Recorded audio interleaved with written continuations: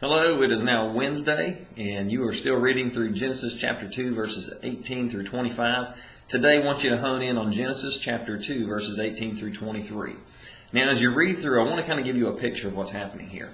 You have already read, and you know that God has said, in fact, we talked about this yesterday, in 2 verse 18, that God said, it is not good for man to be alone. We discovered this, that Adam, he was happy in the situation that he was in. He was in a world without sin. He was in a perfect place and in a perfect relationship with God. He was without want or need.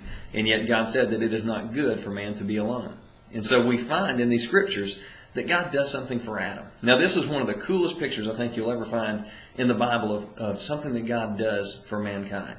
In the pictures, it's kind of like this. For those of you who have children, or you remember when you were a child, as a father, one of the things that we love to do, and one of the things we loved as a child, was to give and receive special gifts. And I can still remember there are times where I have had things that I may have purchased them 2 weeks before my child's birthday. Or we all know the aspect of buying a particular gift for Christmas that somebody's going to be really excited about, one of our children. We know they're going to love it. And that fact of we know the gift is there, but our child does not.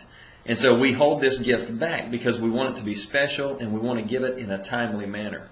In this picture of Adam being in this garden, and God knowing in advance, because marriage wasn't something that was an afterthought of God. He didn't create man and then think, I missed it. I didn't even realize that he was in need. God knew in advance that he had created Adam for a unique relationship. And so here's what we find. Adam is the child.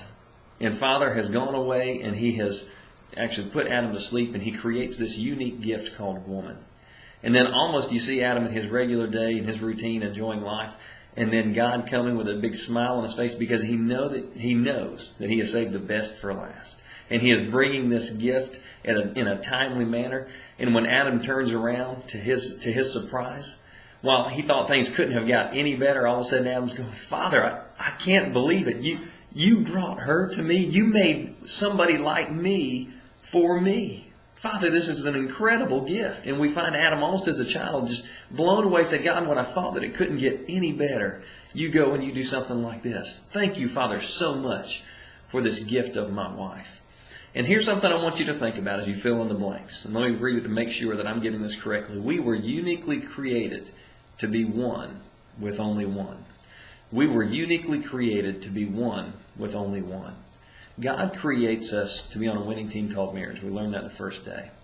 But we also find that God has uniquely created us to be one with only one. There is somebody that God has in mind for you. In fact, when you read the scriptures, one of the things I want you to think about is this. Eve was God's idea, not Adam's. Adam wasn't sitting around thinking, God, have you noticed like the animals, they've got partners and all that kind of stuff, but I'm sitting out here by myself. Could you do something about that? By the way, if you could call her Eve, that would be wonderful. The fact is that Adam was being who God had created him to be. And he was enjoying life. But the Father had something better in mind. That he would be uniquely one with only one. Hey, read through that. Pray through it. Love you guys, and I'll see you tomorrow.